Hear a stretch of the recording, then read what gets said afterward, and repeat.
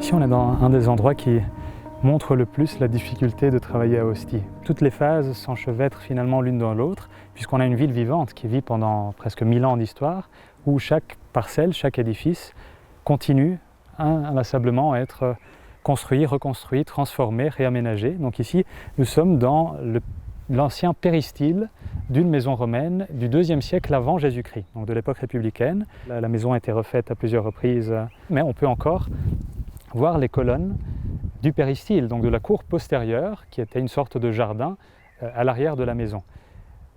Dans un deuxième moment, la maison est complètement rasée au sol et transformée en centre commercial. C'est quelque chose d'assez fréquent à Ostie à cette période, où on a ce boom démographique qui fait que la maison unifamiliale n'est plus la solution économiquement plus rentable. On préfère construire des appartements à étages, où le rez-de-chaussée est occupé par des édifices commerciaux et les appartements sont situés aux étages. Le péristyle devient une sorte de cour à ciel ouvert, utilisée, on ne sait pas vraiment si c'est pour un marché ou quelque chose.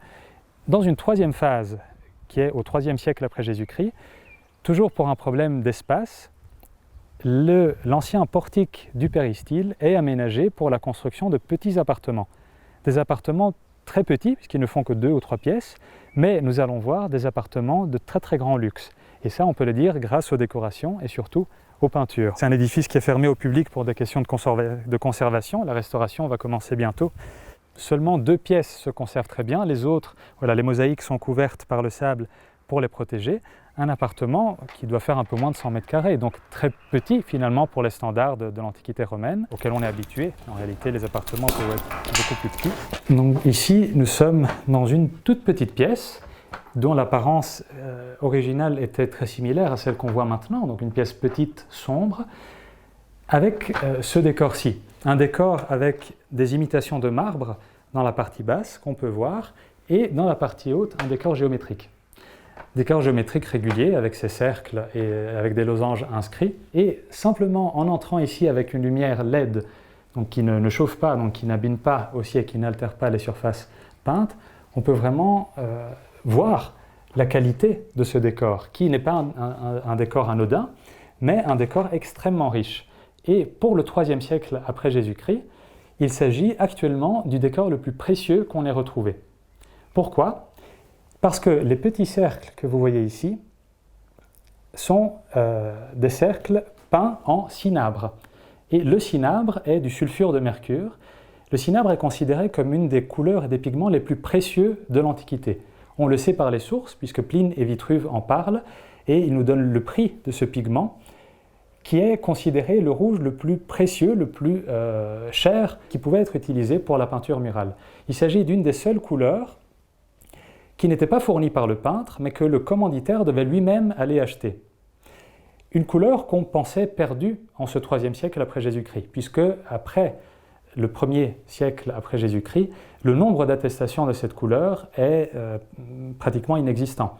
Et pendant longtemps, on a pensé que voilà, il avait tellement été utilisé dans les périodes précédentes que les gisements s'étaient épuisés. Ça, c'était l'idée qu'on avait, donc que le cinabre n'était plus utilisé. Sauf que maintenant, grâce aux analyses, on peut le retrouver là où on ne pensait pas le retrouver. Ici, le cercle que vous voyez est d'une couleur rouge un peu orangée, un jaune assez vif.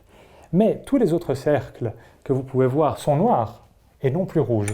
Comment expliquer ce phénomène? Est-ce que les cercles étaient en partie rouges, en partie noirs? Bien non, en réalité, c'est le rouge qui est devenu noir. Et il s'agit d'un phénomène chimique naturel que Pline et Vitruve décrivent également. Le cinabre devient très facilement noir à la lumière de la lune, ce que nous disent les sources, à la lumière tout simplement ou à la chaleur. Le cinabre se transforme en métacinabre. Il s'agit d'un processus chimique irréversible qui fait que la couleur change complètement et passe du rouge au noir.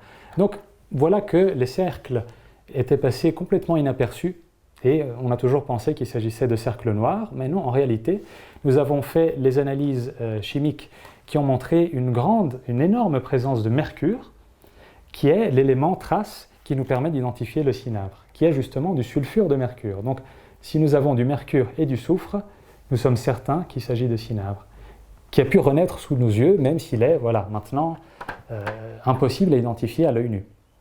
Un autre élément de qualité de ces peintures est encore une fois le bleu égyptien. bleu égyptien qui est bien visible dans la petite fleur ici, où nous pouvons distinguer les petits points bleus de manière très nette.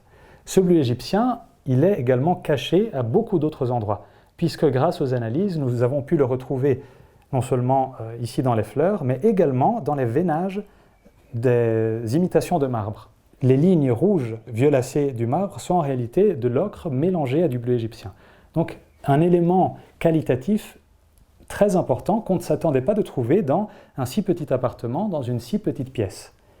Et également tous les tracés préparatoires qui ont forcément été indispensables pour avoir une composition géométrique aussi régulière. Nous pouvons très bien voir encore une fois la trace du tracé du compas pour les petits cercles, les grands cercles et les losanges qui forment entre eux un plus grand cercle. Donc une composition extrêmement soignée, à la fois dans l'exécution technique, les peintres ont perdu du temps à faire cette peinture en faisant les tracés préparatoires, en préparant bien la surface par les mortiers qui sont aussi d'une très grande qualité, et il s'agit d'une peinture riche également pour les pigments qui sont utilisés, puisque une utilisation aussi marquée du cinabre n'est pas attestée, en tout cas de manière aussi flagrante, à Ostie certainement, mais en Italie centrale je pense. Donc il s'agit vraiment d'une découverte très importante qui a pu être faite grâce à l'interdisciplinarité entre archéologues, chimistes, physiciens, conservateurs, restaurateurs, géologues, qui unissent leurs forces pour arriver à faire parler ces peintures qui ont encore beaucoup de choses à nous dire.